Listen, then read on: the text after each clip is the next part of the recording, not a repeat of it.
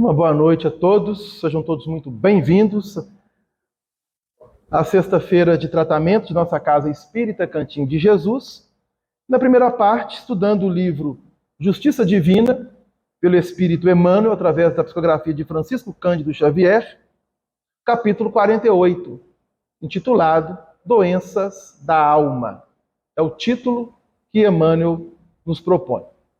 Este livro, ele foi realizado no ano de 1961, na cidade de Uberaba, onde duas reuniões públicas aconteciam. Reuniões essas que eram segunda-feira e sexta-feira de cada semana.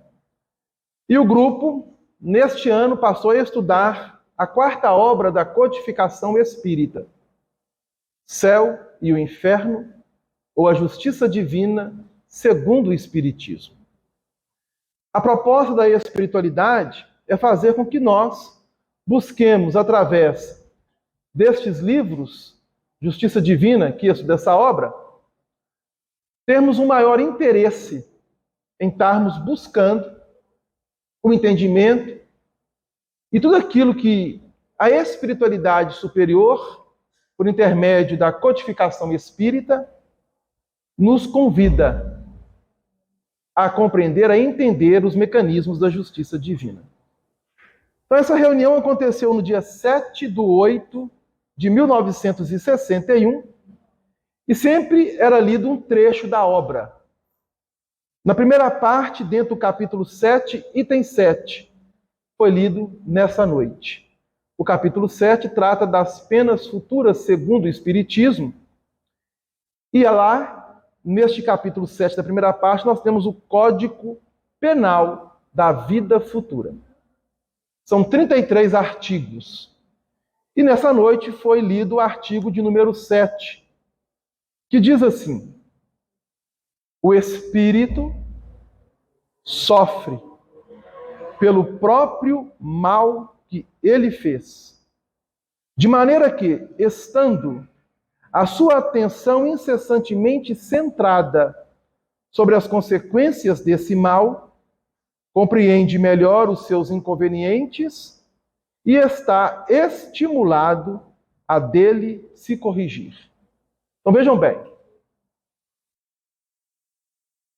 dentro do Código Penal da Vida Futura, neste artigo 7, a espiritualidade, em comunhão com Kardec, já está partindo do pressuposto que o espírito, já desencarnado, ao estar nos intervalos de uma encarnação para outra, ele vai observar em si mesmo seus erros, porque esses erros terão como consequência dores e sofrimentos, e ao avaliar essas dores e sofrimentos, e essa avaliação ele faz justamente em cima da antiga existência, ou da última existência, no corpo físico, e ele então vai buscar o quê? Meios de reparar, meios de corrigir. Essa reparação e essa correção pode se iniciar e deve se iniciar já no estado de desencarnado. Porque ele vai avaliar em si mesmo, através das consequências pelos quais ele estará lá passando, quais foram as causas que determinaram aqueles efeitos. E aí a espiritualidade, com muito carinho, acolhendo esses corações, vai fazendo com que esses irmãos, que também somos nós, porque não podemos esquecer, nós que estamos encarnados, antes de estarmos aqui, estávamos lá. E não sabemos em que condições lá chegamos da nossa existência última, de que forma fomos acolhidos, e que tipo de compromissos nós ajuizamos com os amigos espirituais que promoveram nessa presente reencarnação para encontrarmos aqui. O certo é que vamos colocar uma hipótese, que ao chegarmos lá, nós fizemos uma autoanálise. E nessa autoanálise, nós então identificamos os nossos pontos fracos, os nossos pontos frágeis. E necessário se faz, então, corrigi-los, repará-los. Para corrigi-los, para repará-los, embora iniciemos lá, faz-se necessário retornar ao corpo físico. É a reencarnação. E aí nós retornamos. Mas ao chegarmos aqui, o que acontece? Somos recebidos numa família, a grande maioria, dependendo da justiça, mediante a lei de causa e efeito, daquilo que o Espírito realizou na última existência, somado com as existências anteriores, às vezes acontece ainda em nossa sociedade que este espírito ele não terá um berço que o acolha.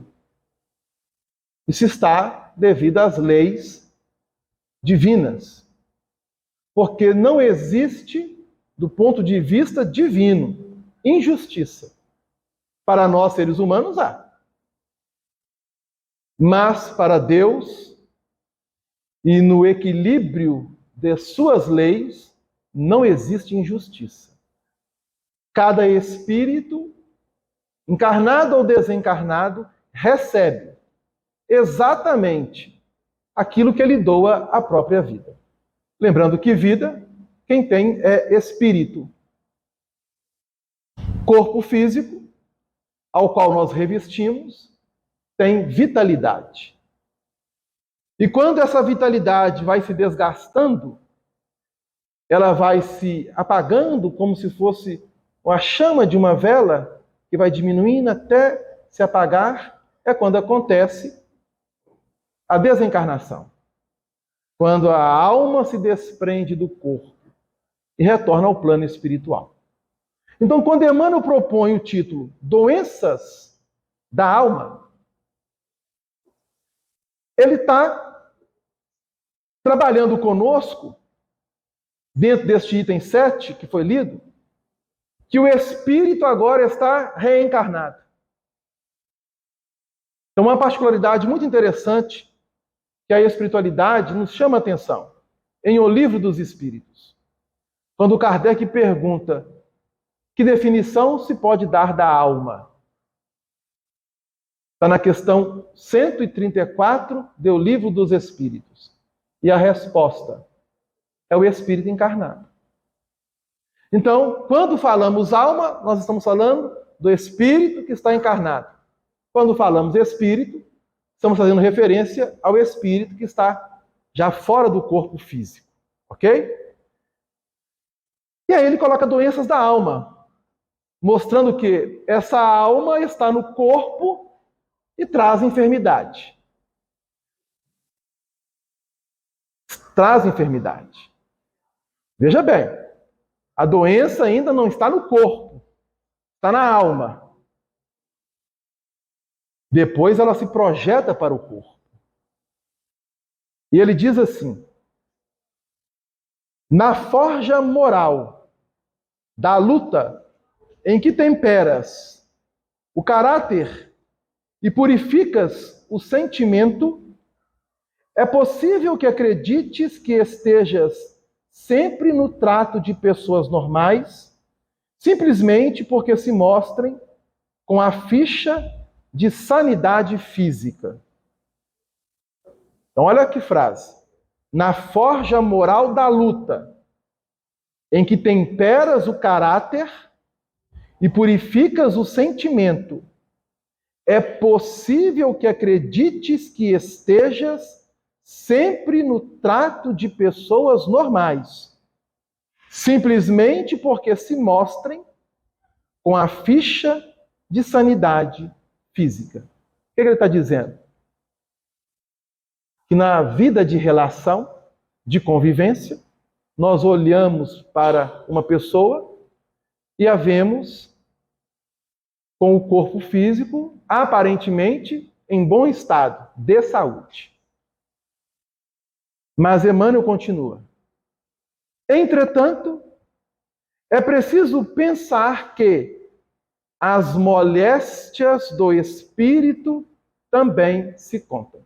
Então, nós estamos enxergando o corpo físico são, mas não conseguimos identificar que tipo de moléstias aquele espírito traz.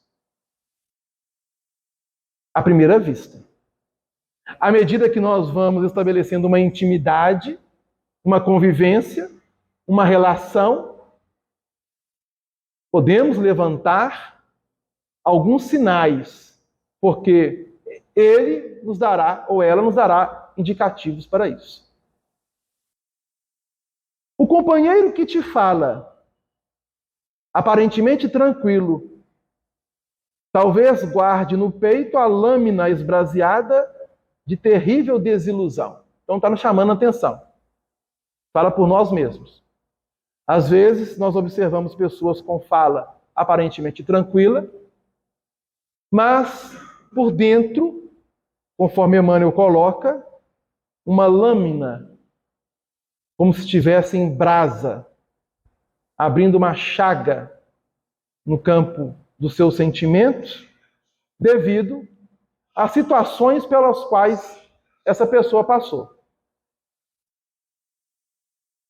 A irmã que te recebe sorrindo, provavelmente carrega o coração ensopado de lágrimas. Surpreendestes amigos de olhos calmos e frases doces, dando-te a impressão de controle perfeito, que soubeste mais tarde estar encaminhando na direção da loucura. Enxergaste outros promovendo festas e estateando o poder, a escorregarem logo após no engodo da delinquência. É que as enfermidades do espírito atormentam as forças da criatura em processos de corrosão inacessíveis à diagnose terrestre. Então vejam bem, o que Emmanuel está trazendo para nós. As enfermidades do espírito atormentam as forças da criatura em processos de corrosão inacessíveis à diagnose terrestre. Então é muito comum, às vezes, a pessoa chegar em um profissional da saúde, um médico, especialista em determinada área, fazer uma bateria de exames por algo que ela vem sentindo e nos exames não ter nada. Assim, olha, pelos exames não há nada. Mas a pessoa está se queixando, está reclamando. Mas o exame não apontou nada. Como que pode isso? E aí nós então entendemos que é uma questão espiritual. Essa chaga está no espírito. E pode ser que seja justamente um processo de fechamento para aquele espírito que está encarnado. O que significa isso, Delano? Essa chaga que está no espírito, em processo de fechamento de um ciclo, de uma situação, não vai se apresentar no corpo. Ela vai sentir as dores na alma, mas essas dores não se apresentam no corpo físico. E o objetivo disso é fazer com que o espírito se engrandeça na fé. E busque, através desta fé, que agora necessita ser raciocinada com a proposta espírita, entender os mecanismos da justiça divina. Então, o Espiritismo nos explica que há causas anteriores às aflições, essas causas anteriores, reencarnações passadas. E causas atuais às aflições, negligência, imprudência e imperícia de nós, seres humanos, na atual existência, na condução da nossa atual existência. Aí Emmanuel continua: não observes os semelhantes pelo caleidoscópio das aparências. Caleidoscópio é como se fosse, né, um instrumento que você possa observar de forma mais apurada, profunda a pessoa. Então nós temos um telescópio, nós projetamos para o céu e vemos os astros, contemplamos as estrelas. Temos o telescópio, né, que procuramos identificar aquilo que é invisível aos nossos olhos, tais como vírus, bactérias, e muitos animálculos, como se trata a espiritualidade falando desses seres vivos. E o caleidoscópio é aquele que nós vamos utilizar projetando numa visão externa apenas a questão da aparência. E nós não observamos mais do que simplesmente a aparência. A não ser que durante a convivência, como eu disse, vamos identificando. É necessário reconhecer que todos nós, espíritos encarnados e desencarnados, em serviço na Terra, ante o volume dos débitos que contraímos nas existências passadas, somos doentes em laboriosa restauração. Você pode contar nos dedos de uma mão os espíritos encarnados que não têm problema nenhum. Nos dedos de uma mão. E olhe que hoje somos atualmente mais de 8 bilhões de espíritos encarnados. Mais de 8 bilhões. Ah, Delano, mas tem espírito que não tem dor.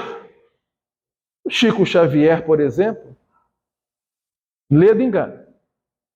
Francisco Cândido Xavier teve uma existência de grandes lutas, de combate intenso que ele travou contra si mesmo, numa disciplina rigorosa a que se submeteu, para atender não à espiritualidade superior, mas para atender a uma necessidade de crescimento íntimo, pessoal. E ele venceu, graças a Deus. Muitos gostariam de ser o Chico, de ter a mediunidade do Chico. Mas ninguém quer viver como Chico viveu. Nós que estamos aqui encarnados, ainda não suportaríamos viver como Chico viveu. O mundo não é apenas a escola, mas também o hospital em que sanamos desequilíbrios recidivantes. O que significa isso? Reincidentes. Desequilíbrios que nós já cometemos e continuamos a cometer. Nas reencarnações regenerativas, por meio do sofrimento e do suor, a funcionarem por medicação compulsória, deixa assim que a compaixão retifique em ti próprio os velhos males que toleras nos outros. Se alguém te fere ou desgosta, alguém passa por isso, gente? Nós temos pessoas que nos ferem, nos desgostam? Temos? Ainda temos? Temos? Pois é. Que situação. Então nós estamos no planeta certo. Graças a Deus, nós estamos no planeta certo. Né? Mas o que fazer então? Debita-lhe, diz Emmanuel, o gesto menos feliz, a conta da moléstia obscura de que ainda se faz portador. Então, exercer a compaixão. Se cada pessoa ofendida pudesse ouvir a voz inarticulada do céu, no instante em que se vê golpeada, escutaria de pronto o apelo da misericórdia divina: compadece-te. Todos somos enfermos pedindo alta.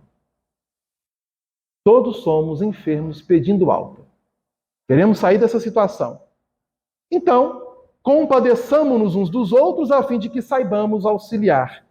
E mesmo que te vejas na obrigação de corrigir alguém, pelas reações dolorosas das doenças da alma que ainda trazemos, doenças da alma, vamos relacionar três doencinhas que trazemos na nossa alma. Apenas três, tá? Para ficar bem fácil para a gente refletirmos. Orgulho é uma doença da alma. Intolerância é uma doença da alma.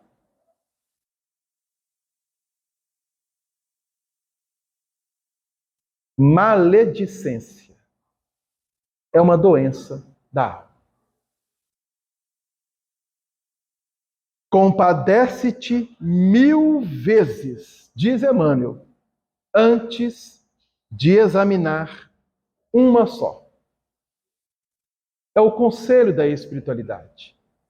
Que cada um de nós possamos refletir nesses conselhos e trabalharmos a nossa autocura, procurando eliminar o nosso orgulho, a nossa intolerância, a nossa maledicência para com o próximo.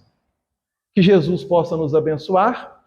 Nós vamos fechar essa primeira parte e convidar o nosso irmão Telmo